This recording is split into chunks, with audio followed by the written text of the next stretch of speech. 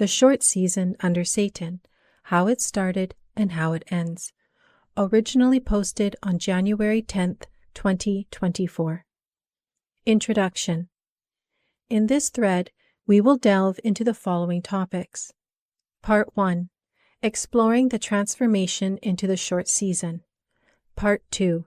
Why was Jesus' rule allowed to be usurped and the short season to transpire? Part 3. Is Jesus going to save us? Part 4. The culmination. How the short season concludes. Part 5. Life after the short season. Part 1. Exploring the transformation into the short season. How did Satan deceive the nations? Keep in mind that during Jesus' millennial reign, humanity would have expanded, meaning there were generations that would have never experienced the influence of evil, something the devil would have surely exploited. It is highly likely that the Bible's portrayal of Satan as a deceiver of the world aligns with his actions upon his release. He might have presented himself as a victim, an angel of light, a savior freeing people from a deceiving ruler, much like the lies the devil fed to Eve. In the present day, we also observe controllers projecting their evil deeds onto others through accusations. They often exploit our human traits, such as our tendency to project our humanity onto others, making it difficult to believe that the evil they practice could exist beyond fiction. Recent history has exposed how our controllers manipulate both sides in wars, creating and exploiting division for their own benefit. Satan's tactics of deceit. To understand how Satan deceived the people, it's essential to grasp the manipulative tactics that sociopaths, with Satan being the ultimate sociopath, utilize to deceive and exploit others for their personal gain.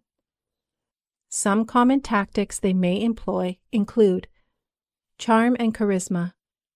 Sociopaths are often skilled at presenting a charming and charismatic persona. They can be incredibly persuasive and adept at making favorable impressions, gaining trust, and forming superficial relationships quickly. Manipulative behavior. They exploit others' emotions and vulnerabilities by manipulating situations to their advantage. This may involve lying, gaslighting, or twisting the truth to suit their needs. Lack of empathy. Sociopaths do not emphasize with others' feelings or perspectives. They may pretend to care, but they lack genuine emotional connection, using this to their advantage in deceiving others without feeling remorse. Superficial relationships. They form shallow connections with others for personal gain rather than genuine emotional connections. They may use these relationships as a means to an end without true concern for the other person's well-being. Playing the victim. Sociopaths manipulate situations to position themselves as victims, eliciting sympathy and support from others while deflecting blame or responsibility. Gaslighting. This involves making someone doubt their perceptions, memories, or sanity by manipulating factors or events, causing the victim to question their reality. Exploiting others. They exploit the weaknesses or vulnerabilities of others for personal gain, often without regard for the harm caused. The initial phase of the short season. It is likely that the initial phase under Satan's rule was exciting, promising, and even euphoric. Large construction projects may have been initiated, portraying these massive structures as the pinnacle of the people's potential and societal advancement. These projects created an impression of success and pride, instilling a belief that their new ruler was guiding them toward a bright future. Concealed beneath the illusion of accomplishment was a deceptive strategy. While engrossed in constructing monuments, the population unknowingly gravitated towards dependence.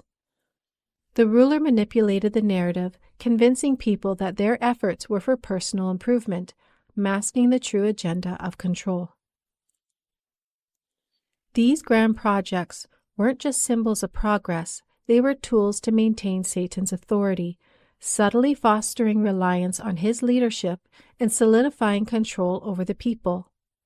What initially seemed like remarkable achievements was, in reality, a cover for Satan's intention to create a dependent society under his dominion.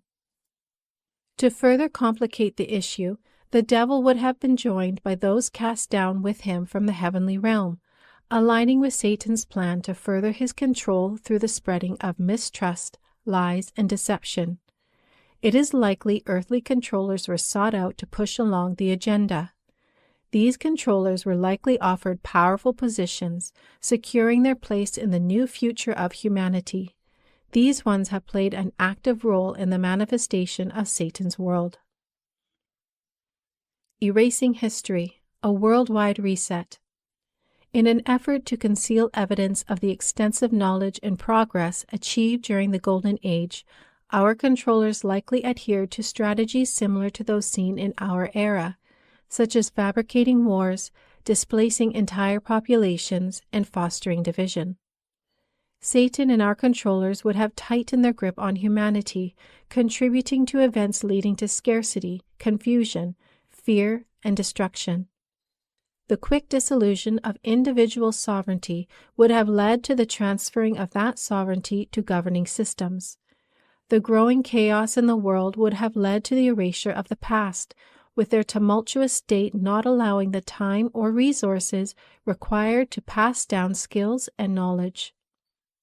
By successfully pushing humanity into the lower tiers of the hierarchy of needs, the people would have prioritized the establishment of a safe and secure environment.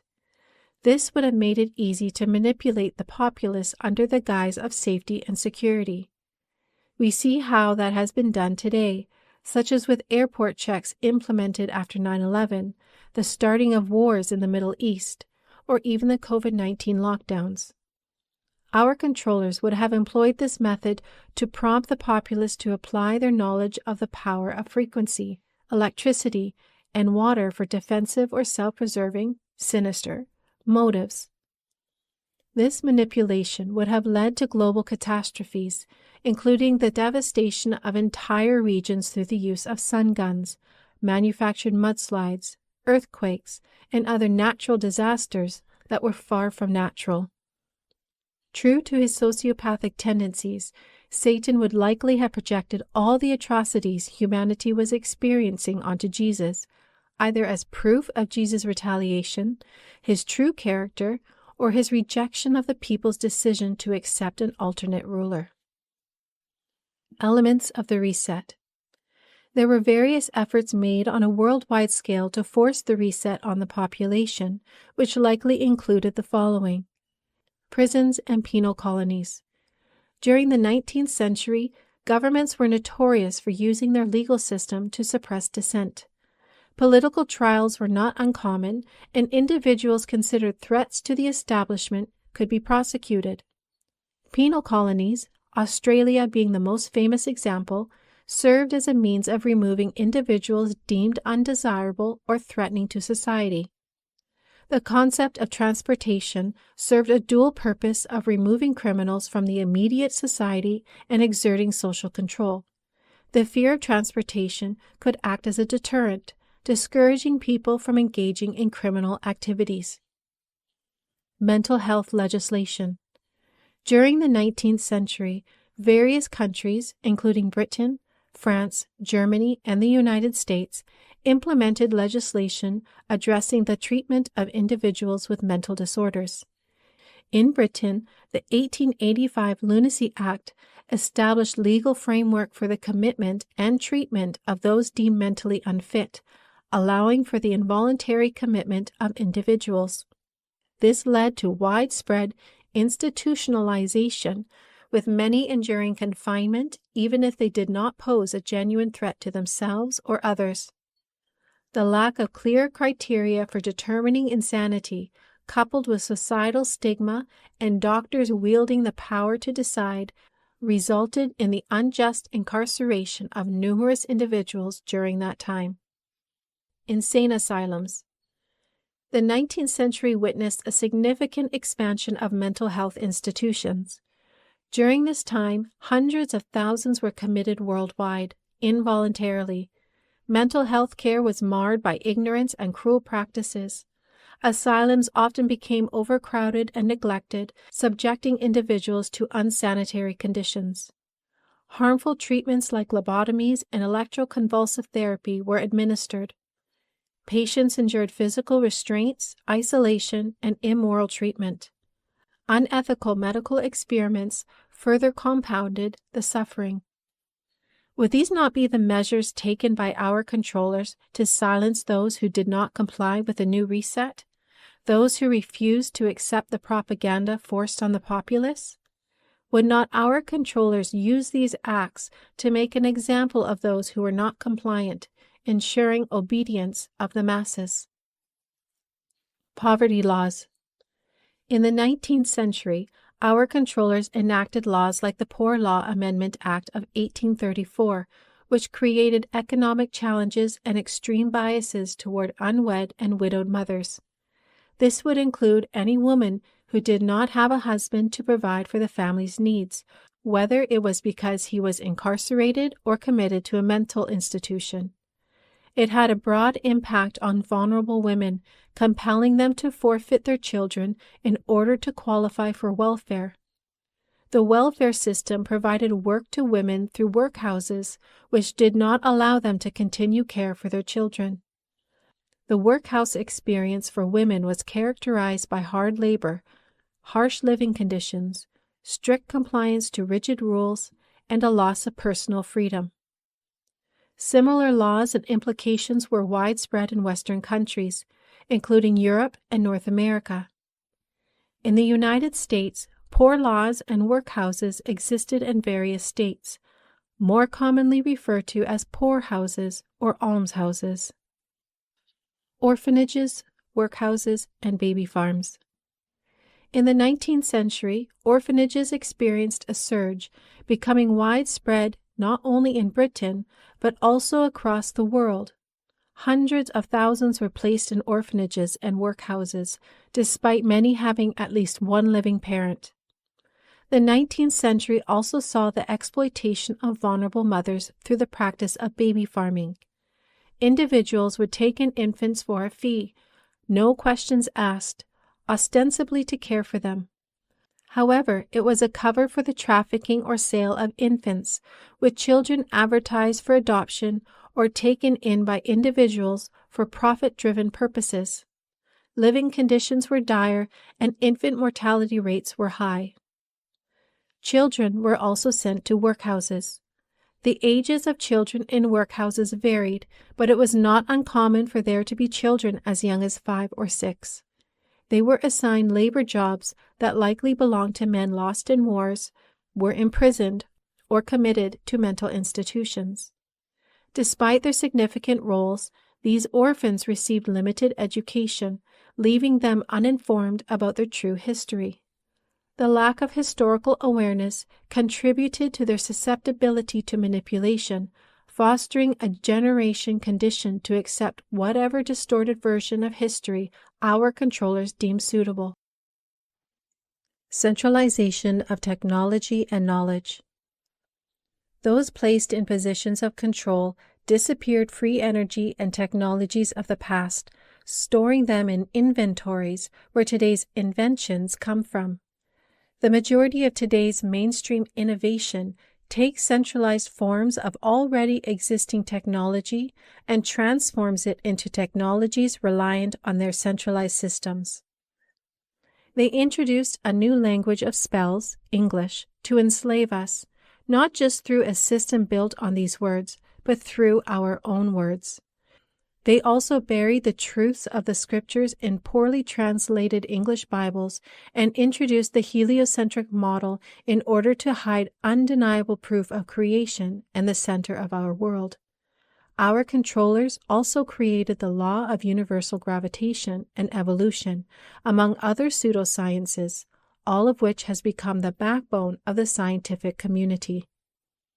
All elements of our world, including education, medicine, science, and history are carefully controlled through centralized systems. These are all inversions of truth, aiming to bury any evidence of a creator and Jesus' millennial reign. Religion. They manipulated, watered down, and dispersed truths among various religions they manufactured to keep people and truths divided. Almost every religious belief system in the world not only denies that Jesus already physically ruled on this earth during his millennial reign, they also, in one way or another, taught us to be complacent to the existence of evil, whether it's evil exists to test us, we are simply here for an experience, we are in a simulation, we are lost souls trying to find home, evil contributes to a fine balance within the universe, focus needs to be inward rather than outward, the spiritual war is God's war, not ours, and so on. As long as our beliefs keep us complacent to evil's existence in our world, we will never stand up to it, ensuring evil continues its reign. Part 2. Why was Jesus' rule allowed to be usurped and the short season to transpire? Divine parenting and empowered choices. Our Creator, in honoring the sovereignty He granted to each of us, is like a dedicated parent raising empowered children that lead successful, fulfilling lives. If, once they are grown, they choose a course of life that will have dire consequences, as painful as the experience may be, you understand that the decision to change needs to be theirs. You cannot step in and stop them, but you will do everything in your power to help them see the dire effect of their decision, and it takes time. Why wouldn't Jesus, who loved the world so much that he sacrificed his own life, also do what is within his power to help humanity? After 1,000 years of aiding humanity, would he simply walk away without caring? A loving parent never stops caring, and yet Jesus' love is greater than ours. If Jesus was banished, that would explain why we do not have angels appearing or God communicate with humanity as freely as in Bible times. But that doesn't mean Jesus cannot help indirectly. Therefore, would it not be logical that, despite his banishment, there were some who remained loyal to Jesus and purposefully stayed behind to help humanity awaken to Satan's deception? Whether they remain today or there is simply a group consciously participating in the awakening of humanity, the question remains: how do we identify those who are trying to help humanity versus those who are trying to deceive humanity? The enemy does not want us to know that their power comes from us. They do not want us to know who our enemy is and how to end their rule. Darkness does not shine light on darkness. Evil does not empower its enemy. Identifying those working with God. Many today believe that any person who does not take advantage of their position of power to eliminate our visible enemies is a traitor to the people. One of the greatest examples of this is Donald Trump. Many view him as controlled opposition for a number of reasons. One is his support of the vaccine, while many believe that proof of his true motives lies in his failure to apprehend individuals we know to be criminals. For further discussion, please refer to the thread, The Vaccine and Trump, Traitor to the People, found under Highlights. But what if we are looking at it all wrong? What if the objective of these individuals is not for them to defeat evil alone, but instead to awaken us to the reality of our situation? What if these ones working in alignment with God's intentions were never meant to be looked upon as our saviors, but rather to serve as beacons of truth?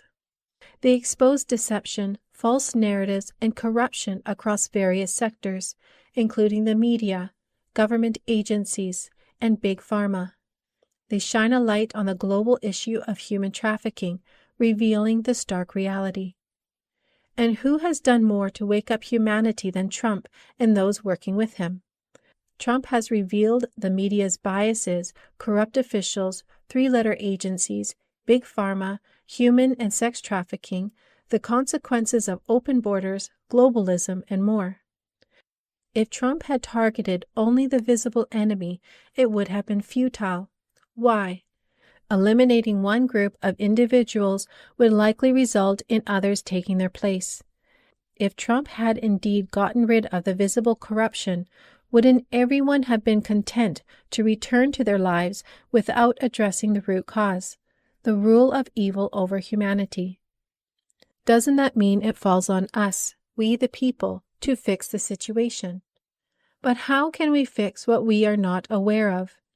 These individuals understand that God doesn't rely on miraculous interventions, but places faith in our potential to make the right choices when the truth is presented to us.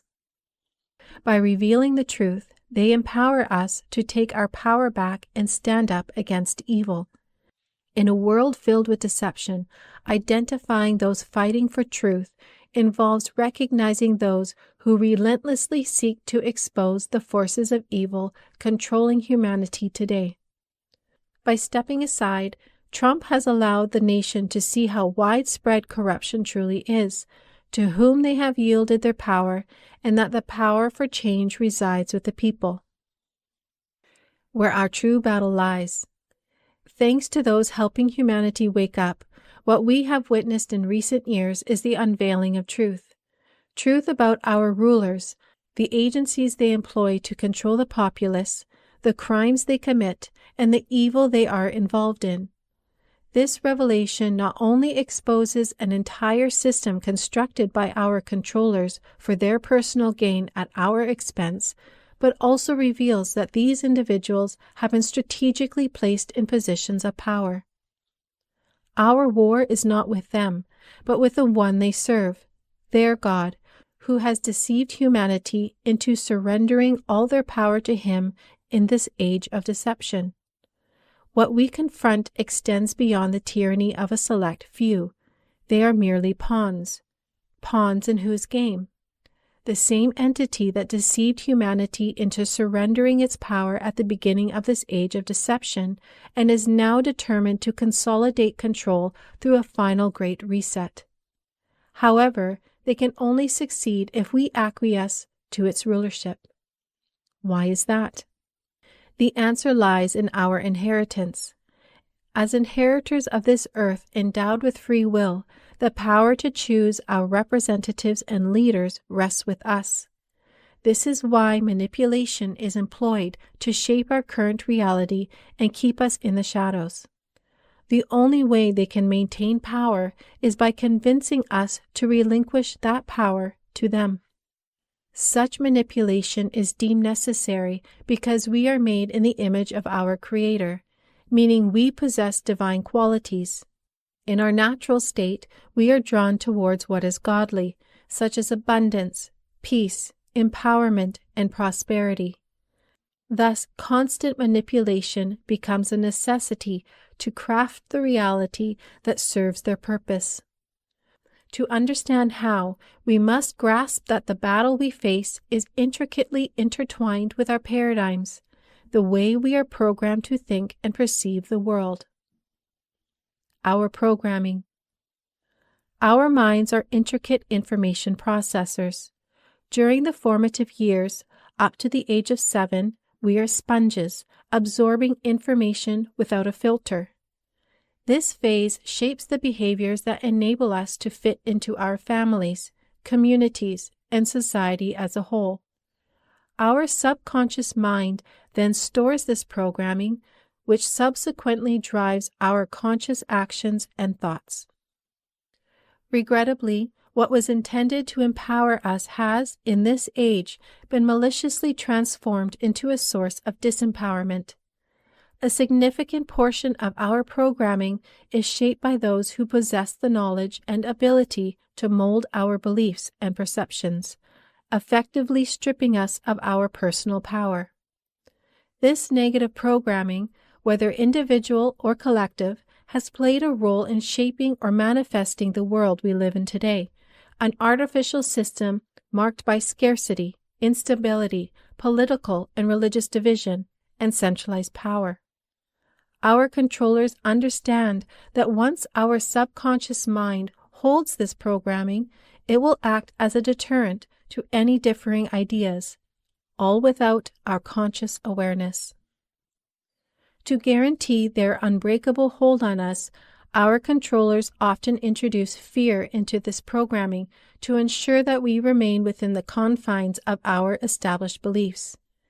This fear takes various forms, such as fear of the unknown, fear of displeasing our God, fear of societal displacement, and more.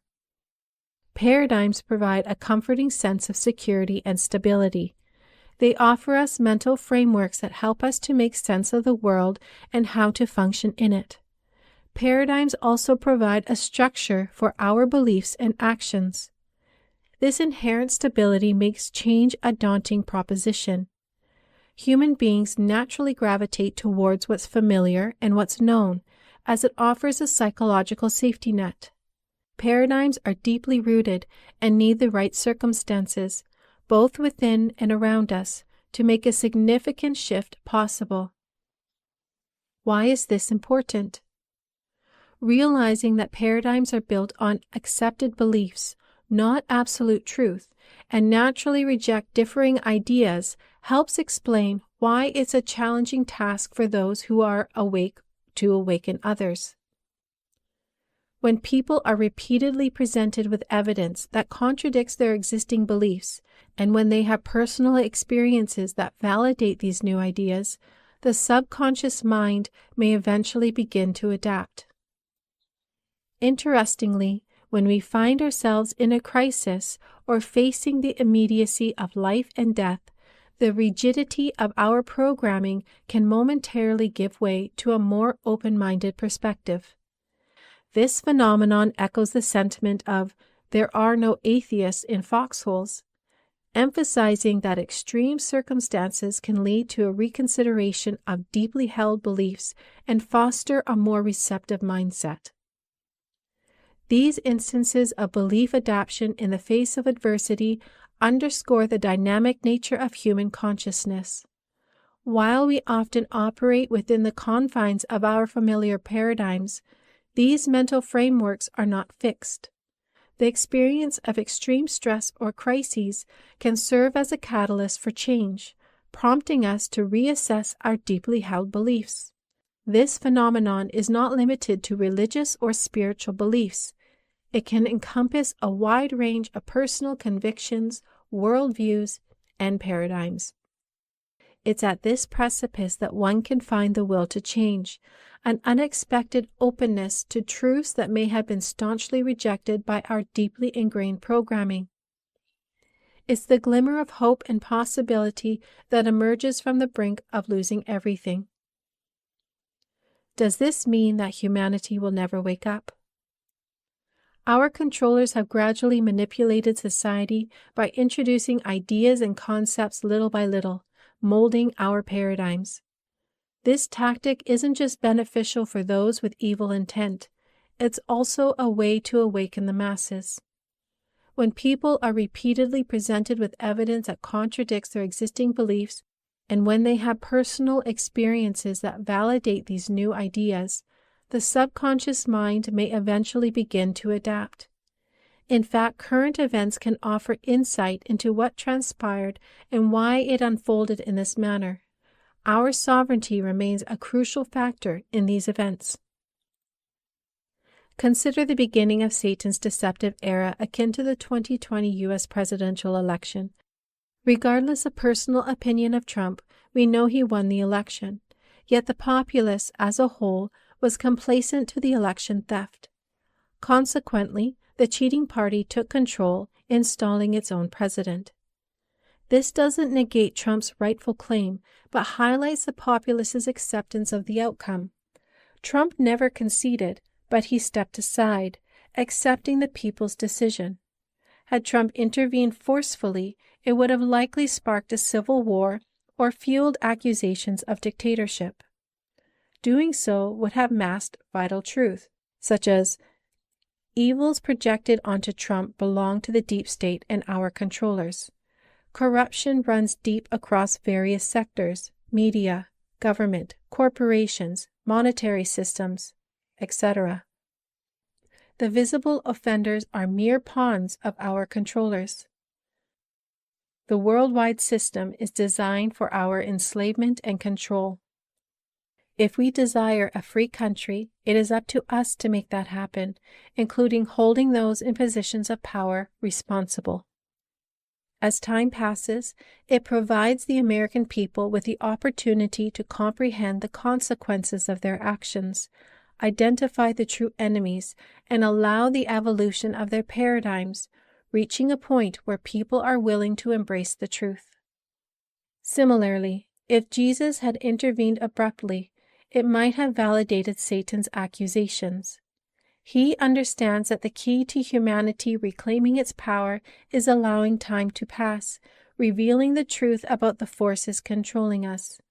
Awakening the masses is a gradual process influenced by deep programming and the way paradigms function. Part 3. Is Jesus going to save us? What we are currently experiencing is not just a spiritual battle between good and evil, it's a battle for our souls. Satan seeks dominion over this earth and humanity. From the beginning, he has conspired to lead us away from our Creator. As the great accuser, he accuses us of not being worthy of God's goodness. In this short season, he deceives us into constructing a world contrary to our initial purpose and tries to prove that we are content with it, all for the purpose of convincing God to abandon us to him. Isn't the depth of God's love for the whole world, which moved him to offer his most cherished Son, proof that God believes otherwise? By waiting on Jesus to step in and fix our mess, are we not giving ammunition to Satan's accusations of our complacency to evil and our unworthiness of good? Yet God knows who and what we are, because he made us to be the very essence of who he is. We are made in his image. He knows our nature. He knows our goodness. God trusts that, despite all the programming and suppression and poisoning of our minds and hearts, the good within us will win out in the end. Therefore, is it not our duty to use the free will God gave us to prove him right? As humanity's paradigms shift to accept what is true, the gradual awakening among the masses will intensify. Truths will shift from a drip to a flood, revealing who we've been yielding our power to. This awakening will usher in the rejection of our corrupt system and its God, the beginning of the end for this age of deception. Just as Trump will be able to execute swift justice once he has the majority of the people behind him on a national level, so too God, with the majority of humanity behind him, will be able to execute justice on Satan. But how do we get there? Part 4. The culmination. How the short season concludes. America disrupts the short season. This age was designed to be a gradual but steady transition from knowledge, wisdom, and empowerment into ignorance and full-scale enslavement over the centuries. However, there remains a constant thorn in the side of evil, acting as a beacon of light to the world, the United States of America. Yes, there is evidence that those who established America were Freemasons, and it is possible, as some have claimed, that these individuals were given the task of creating a new colony under the Crown. However, the Declaration of Independence, the Constitution, and the Bill of Rights resulted in a country of people that did not recognize the authority of tyrannical rule. For example, the Declaration of Independence makes clear the rights of the people, and it states that the government derives, quote, their just powers from the consent of the governed, end of quote. Here are some key points in the Declaration of Independence. Inherent rights. The Declaration asserts that all individuals are endowed with certain unalienable rights, including, but not limited to life, liberty, and the pursuit of happiness. It emphasizes that the purpose of government is to secure these rights, highlighting the idea that governments derive their just powers from the consent of the governed. Right to alter or abolish. The document asserts that if a government becomes destructive of these ends, securing rights, it is the right of the people to alter or abolish it and to institute a new government that will better secure their safety and happiness. Consent of the governed. The Declaration underscores the principle that governments should derive their authority from the consent of the governed, reinforcing the idea that legitimate political authority arises from the will of the people. Social contract. The Declaration implies a social contract between the government and the governed, where the government's legitimacy is contingent upon its commitment to protecting the inherent rights of the people. Accountability of rulers.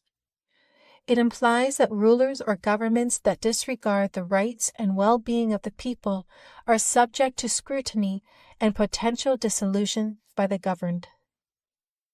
Together, the Declaration of Independence, the Constitution, and the Bill of Rights work together to acknowledge and safeguard inherent rights.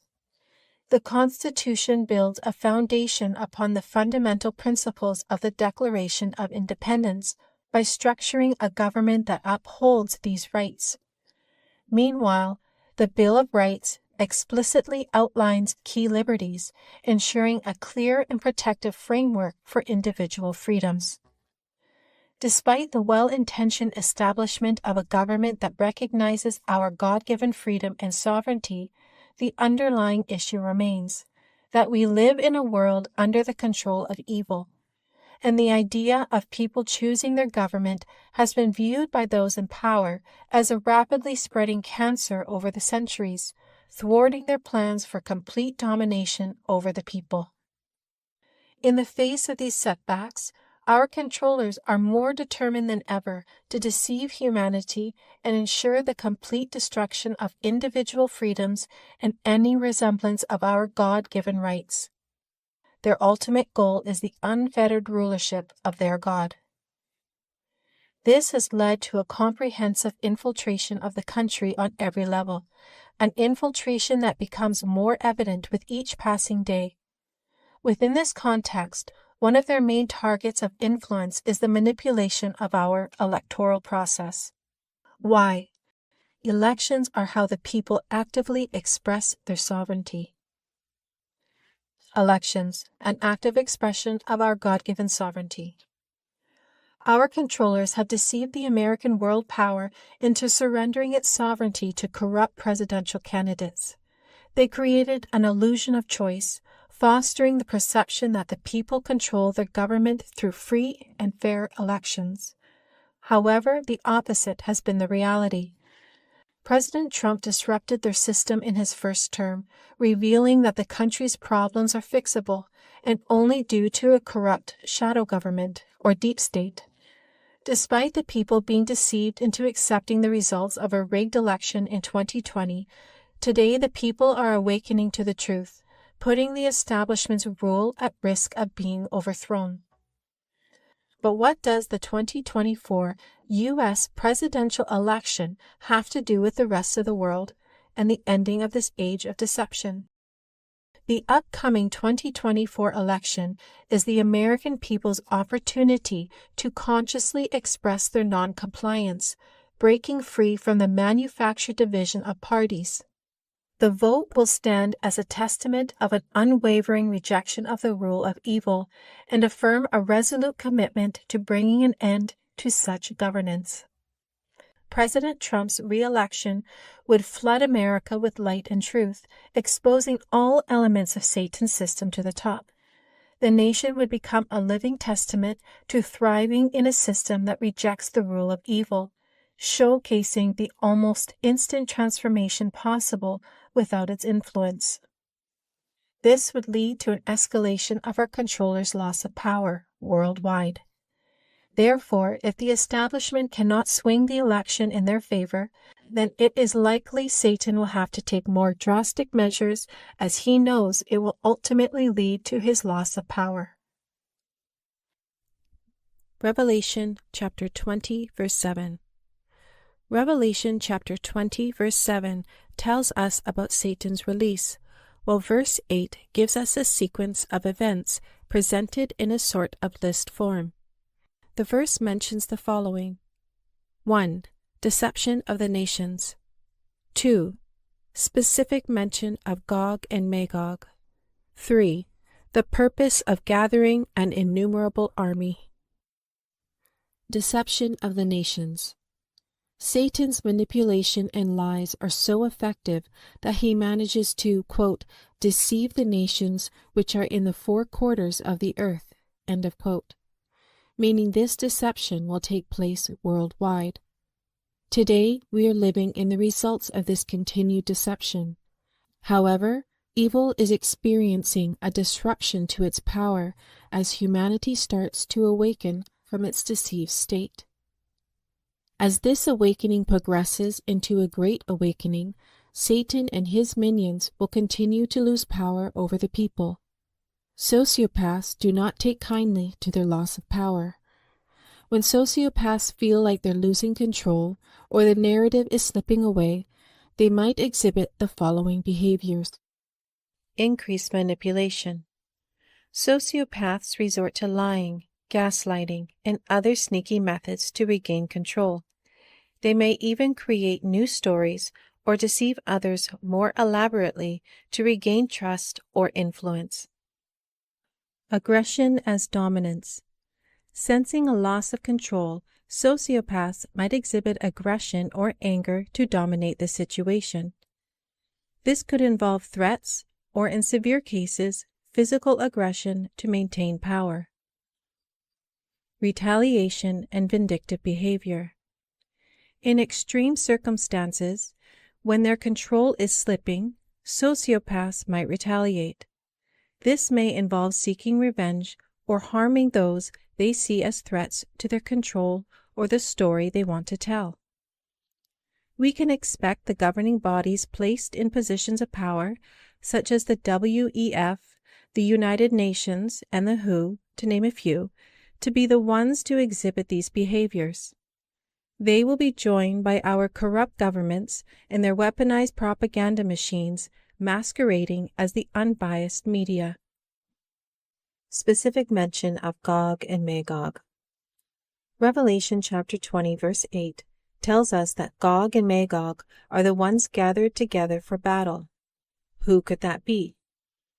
The mention of Gog and Magog in Revelation chapter 20, verse 8 draws upon imagery from the Old Testament, particularly Ezekiel chapters 38 and 39. Gog is portrayed as a ruler or leader from a distant land, while Magog is a land or region associated with Gog. Ezekiel chapter 38 was a prophecy of a future conflict involving Israel led by Gog from the land of Magog.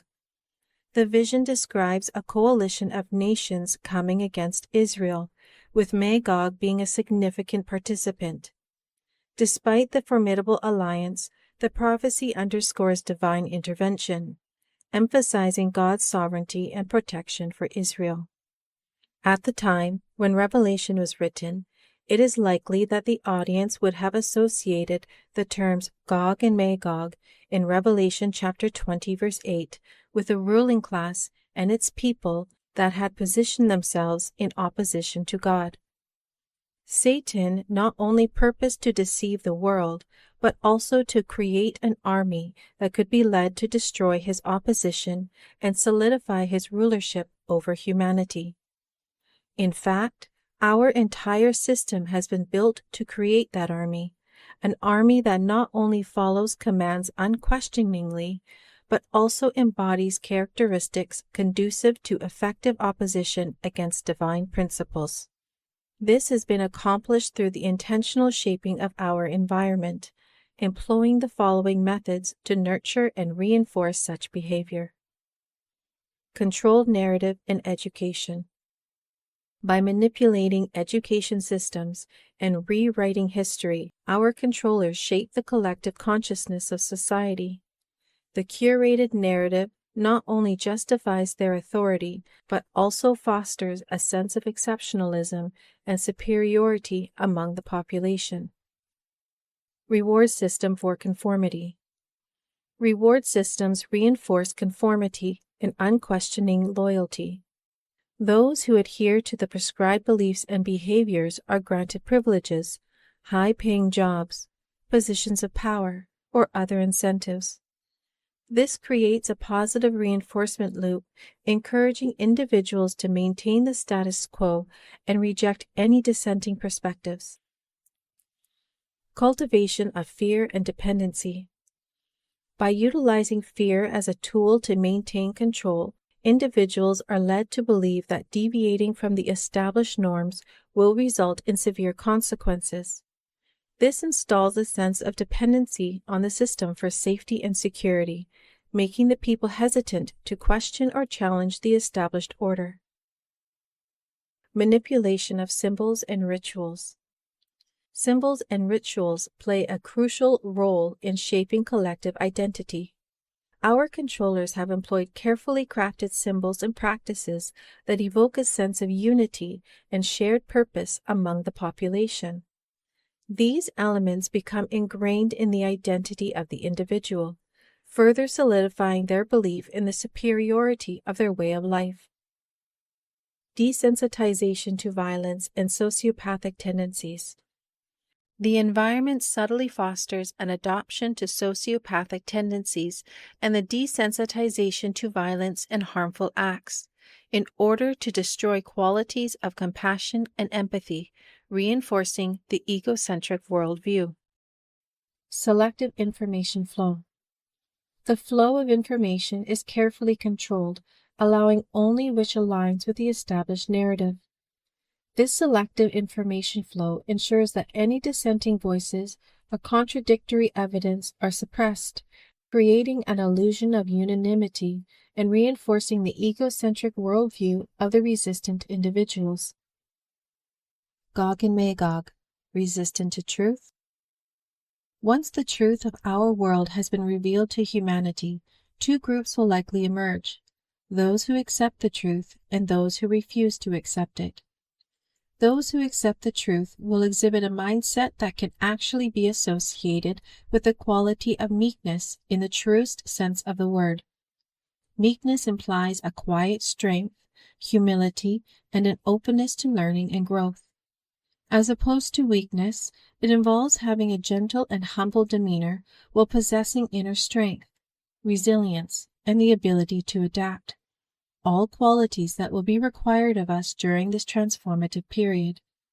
Once awakened, these individuals will be willing to make the necessary adjustments and grow from their experience, unlike those in the other group.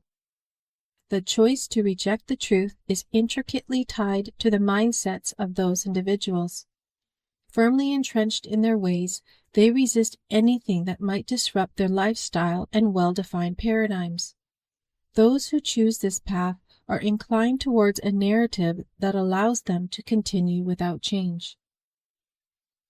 The following examines various traits of those who will be resistant to the truth, helping us to better understand why they would do so.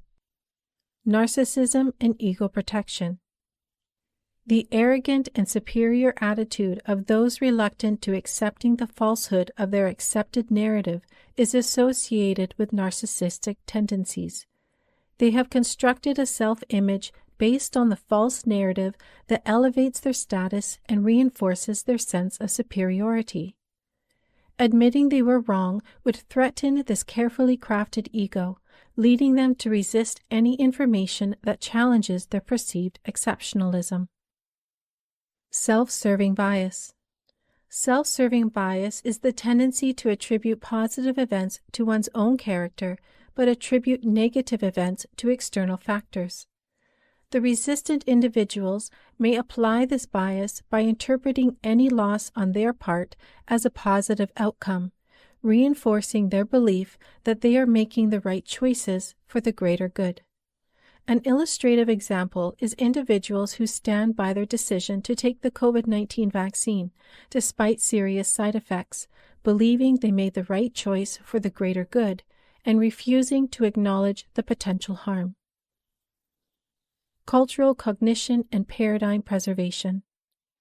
People with a fixed mindset often interpret information in a way that aligns with their existing beliefs and values, a concept known as cultural cognition.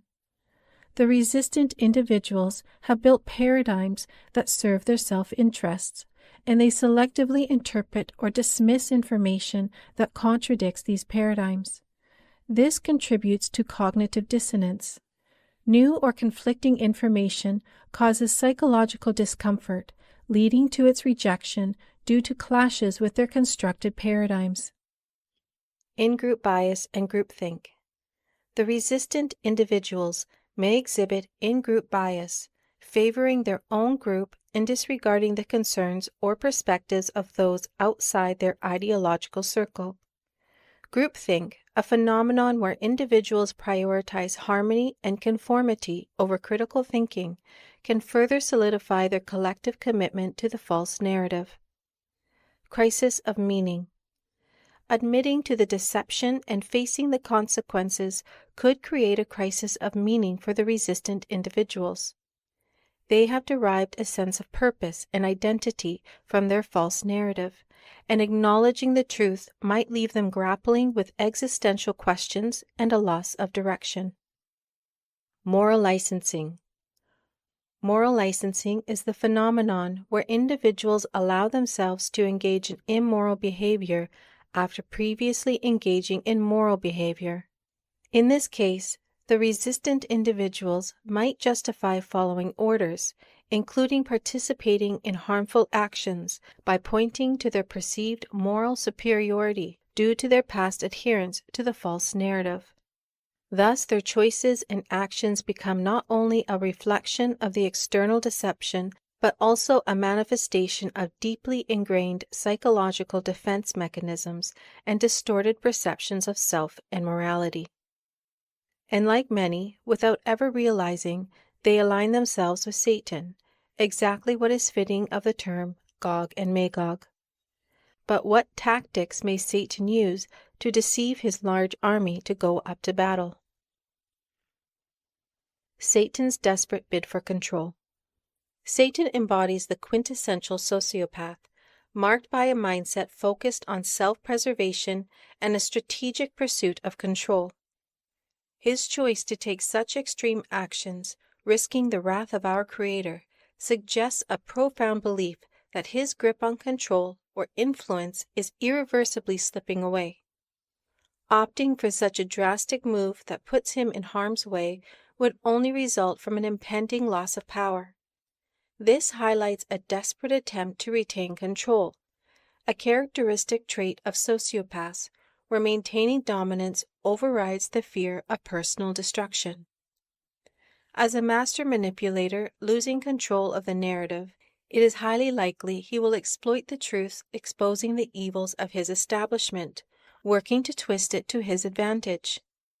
Utilizing a favorite tactic of sociopaths, he may project those brainwashed evils onto a manufactured scapegoat, malevolent alien beings that brainwashed our leaders and others into committing such atrocities. The deceptive role of extraterrestrials. Ronald Reagan, on multiple occasions, suggested that facing a common threat from beyond Earth could unite people across nations. We cannot say this is a new concept.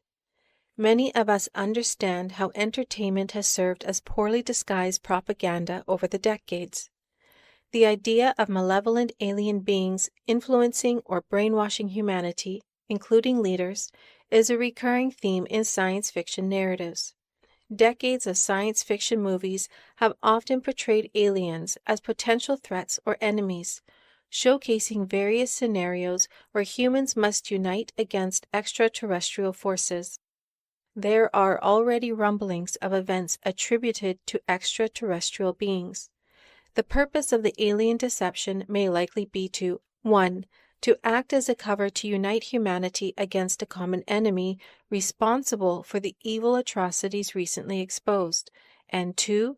Place the beloved city and the camp of the saints as humanity's extraterrestrial threat location, deceiving the world into uniting together to annihilate its perceived common enemy. We are likely to witness sightings of various beings, with the government covering it up in a poorly orchestrated yet purposeful manner to capture public interest. Subsequently, whistleblowers and government documentation may emerge, supposedly proving the existence of extraterrestrial life. Once it attains undeniable recognition, our world leaders might be compelled to address the perceived crisis, a scenario manufactured to execute the problem-reaction-solution strategy. This involves manipulating a situation, controlling the narrative or response, and offering a solution aligned with their agenda or goals. To maximize impact, they will likely employ tactics that instill fear, confusion, and chaos on a worldwide scale. It is also possible that Satan presents himself as humanity's savior, whether as Jesus, a benevolent alien being, Allah, Islam, Kalki, Hinduism, Maitreya, Buddhism, or all the above. He will make it seem as though a highly anticipated religious figure or humanity's savior has arrived to rescue humanity from evil. Either way, Project Bluebeam will likely play a significant role in advancing his illusory narrative. He may also introduce so-called aliens, gene-splice creations resulting from diabolical experimentation at places like Area 51. It is also likely that the technology developed and tested for decades, think UFOs, UAPs, will be used, all of which is based on the technological achievements from Jesus' reign. The purpose? To instill fear and act as evidence to convince the populace to come together to defeat their common enemy, an enemy they will likely identify as being located where the beloved city and the camp of the saints just so happen to be. The purpose of the uncountable army. Revelation chapter 20, verse 9 tells us the purpose of this uncountable army. They will come from the breadths of the earth to wage war against the camp of the saints and the beloved city. But what is the beloved city? The beloved city. The phrase beloved city in Revelation chapter 20, verse 9 in the original Greek translates directly to the city, the beloved, or the city, the loved one in English, signifying a city that is dearly loved or cherished. It is important to note that the book of Revelation is organized around specific themes or topics rather than a strict chronological order. The chapter following Revelation 20 may help us shed light on what this beloved city is. In Revelation chapter 21, New Jerusalem is described as a city coming down from heaven, adorned as a bride for her husband, and where God dwells with his people. The characteristics and descriptions provided in Revelation chapter 21 strongly align with the term beloved city mentioned earlier in Revelation chapter 20, verse 9. Why is it called New Jerusalem? In Jesus' day, Jerusalem was the focal point for Israelite worship and governance. Considering the audience for whom the book of Revelation was written, they would have understood the meaning of New Jerusalem, the holy city that would govern both the physical and spiritual aspects of our realm. In Revelation chapter 21, verse 2, this holy city, New Jerusalem, came down out of heaven after Jesus' battle with Satan, resulting in Satan's banishment. This means New Jerusalem, the beloved city, was physically located on earth, with Jesus dwelling among the people as promised. This includes all those who have been bought from the earth for the specific role of serving as rulers and priests, reigning on earth. These are separate from the camp of the saints, as discussed in Revelation chapter 20, verse 9. Why? Kings is translated from the Greek word basileon, which pertains to rulership, kingship, or kingdom. Priests is translated from the Greek word hierous, which refers to priests or those who perform religious duties or rituals. These individuals make up part of the beloved city. Therefore, the camp of the saints refers to another group. The camp of the saints. In Revelation chapter 20, verses 9 and 10, the word camp is used to describe the area or space where God's people are situated and surrounded. The Greek word used in Revelation chapter 20, verse 9 for camp is parambole, which can refer to a temporary dwelling or encampment. The term saints is the Greek word hagion. It is derived from hagios, meaning holy, sacred, or set apart. To capture the essence of the Greek word while staying truest to its meaning, an English phrase like the consecrated ones or the set apart ones might be the closest equivalent. These phrases embody the idea of being specially dedicated, sanctified, or separated for a specific purpose, which aligns with the essence of the Greek term hagion. Would these not be the individuals that had separated themselves from those that were deceived by Satan? Have they not proved themselves holy or set apart in their actions of not falling for Satan's deception? Is it not logical that these individuals would have joined Jesus in his banishment? It would be fitting that these ones would be located where Jesus' kingdom is situated. Also, the term camp is fitting for their current situation, as they are temporarily dwelling around Jesus' beloved city, waiting for the completion of the short season. Where is the beloved city and the camp of the saints located? Jesus' kingdom was likely situated in the center of the level plain earth. Certain early maps depict a physical location called Hyperborea. In Greek mythology, Hyperborea, meaning beyond the north wind, was situated in the far north and represented a place of divine favor, spiritual purity, abundance, and prosperity, where inhabitants enjoyed long or even immortal lives. Various cultures reference a land in the far north. Norse mythology speaks of a realm located in the far north, associated with gods and divine beings. The oral traditions of the indigenous people of the Arctic discuss sacred or spiritually significant lands and places of plenty. European medieval maps and writings use the term ultima Thule, a Latin phrase translating to farthest Thule, or beyond Thule. Thule, in this context, refers to a distant, mysterious place.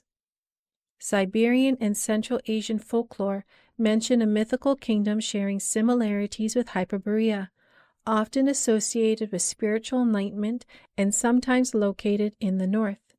This mysterious paradise, Shambhala, is referred to as the land of 1,000 names, due to being labeled with so many names. This geographical region in the far north is also likely where the Garden of Eden was situated. It would be a logical area as the first human pair were commanded to fill the earth, allowing for the expansion of humanity from a central location. Would it not make the most sense for God to locate his kingdom at the center of earth as well?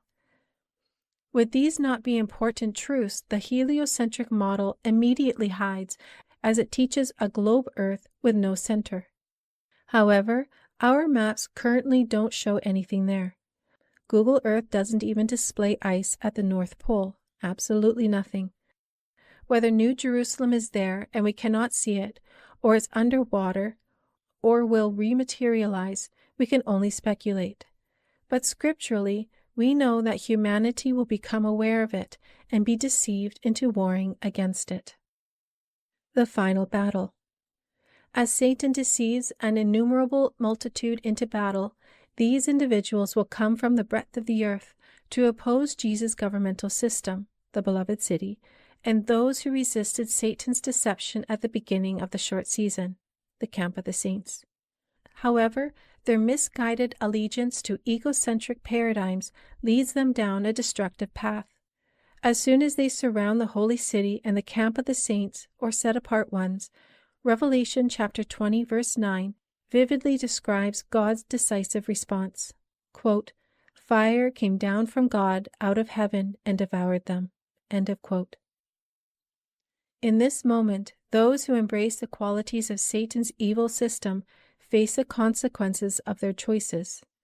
God dispatches fire from heaven not as aggressive action, but as a protective measure, eliminating the threat they pose to the sanctity of his kingdom. This divine intervention underscores the justice of defending the beloved city and its inhabitants from the destructive intentions of those who actively sought to bring harm. The narrative then swiftly shifts to the judgment of Satan himself. He is held accountable for deceiving the people into warring against Jesus' governmental system, sealing his ultimate fate of eternal destruction. Thus, the conclusive events in Revelation 20 echo the assurance that God's kingdom prevails unscathed, and those ensnared by egocentric paradigms face the inevitable consequences of their rebellion in the context of divine justice and defense. Part 5. Life after the short season. When humanity uses its free will and sovereignty to stand up against Satan, they will put into motion a set of events that ultimately lead to Satan's destruction. Once the deception of humanity has permanently ended, humanity will resume under the rule of God's kingdom. Many who claim to follow Jesus preach that they must repent now so to avoid destruction. However, that is not reflected in the book of Revelation. Must everyone accept Jesus before he comes? To understand the love of our Creator, we need to consider God's qualities reflective in us as parents. Let's say you had your children taken from you and placed under the care of a cunning family member who instigated the entire ordeal. Because of your concern for your children, you had some letters sent to them to help and comfort them as you worked to gain back custody. Your children receive the letters, but no one can agree on whether they are from you or not. Some accept them all without question, others believe they have been doctored, while still others completely reject them as fraudulent. Consequently, some follow the advice in the letters, some follow parts, and others reject them entirely. You are aware of the dire situation your children have been put in, one that will cause them to endure cruel mistreatment that results in physical and emotional wounds. Once you gain back custody, and the moment you lay eyes on them, what would be your immediate reaction? Would it be to pass judgment immediately, rewarding only those who followed your word and punishing or even condemning those who didn't? By no means. The moment they are within arm's reach, you will embrace your children tightly, wiping away their tears, yearning to alleviate every ounce of pain and suffering they endured. And yet, this love is only a reflection of the love our God has for us. That is why in Revelation chapter 22, verse 2, God uses the leaves of the tree of life as a healing for the people. Just as a loving parent understands that their children have been bruised and battered, traumatized, lost and confused, so does our Creator. He keenly senses the profound impact this era of deception has left on us, more intimately than anyone else could fathom. That is why the healing will take place on every level, emotionally, mentally, physically, and spiritually, bringing us back to the state God intended. Then, with this clean slate, each individual will be given the opportunity to regain life and be a part of God's kingdom, if they so choose. But how could God offer this to everyone, even those that practice wrongdoing or sin? We are products of our environment. Most people don't often contemplate the factors that shape individuals. Unbeknownst to the majority, we are heavily influenced by our environment. Many in this world haven't experienced an environment that fosters their growth as intended by God. The majority grows up in the bottom two tiers of the hierarchy of human needs, where survival takes precedence, hindering the development of crucial qualities like love, a fundamental element in human development. This, coupled with limited access to nutrition, directly impacts health and development. We're also cognizant of the repercussions of vaccines and other prevalent chemicals in our food, water, clothes, and the air. These directly affect brain development and hormonal balance, influencing cognitive function, emotional well-being, and long-term mental health. For instance, those attracted to the same sex often experience improper or imbalanced hormones due to various environmental factors.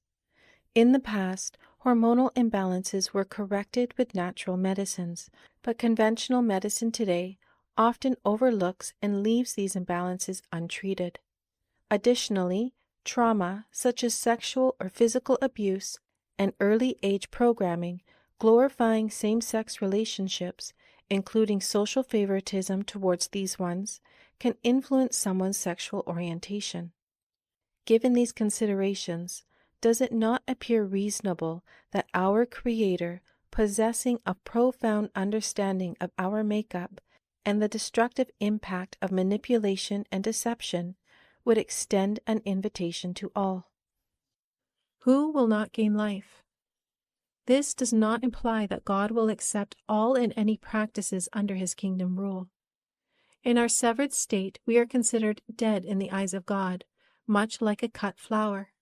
However, He offers the opportunity to gain life, a state where we are reconnected to God and have access to the fruit of the tree of life, as the first human pair relied on for life. Our healing will lead to a clean slate, free from any trauma, restored back to how we were meant to be. This means we are completely accountable and without the influence of evil. With complete access to God and truth, we cannot blame anyone other than ourselves for our future decisions. Revelation chapter 21, verse 27 emphasizes that, quote, "Nothing impure will ever enter the kingdom, nor will anyone who does what is shameful or deceitful, only those whose names are written in the Lamb's book of life." End of quote. Additionally, Revelation chapter 22, verses 14 and 15 distinguishes between those who follow God's way, granting them the right to the tree of life and access through the city gates, and those outside the city, termed dogs, who engage in sorcery, sexual immorality, murder, idolatry, and the practice of lies. This makes it clear that there are individuals who will not want to be a part of Jesus' kingdom, and therefore will not gain access to life. An invitation extended to all. This invitation isn't limited to the living. Revelation chapter 20, verse 13 reveals that once Satan is destroyed, quote, "The sea gave up the dead who were in it, and death and Hades delivered up the dead who were in them, and they were judged, each one according to his works." End of quote.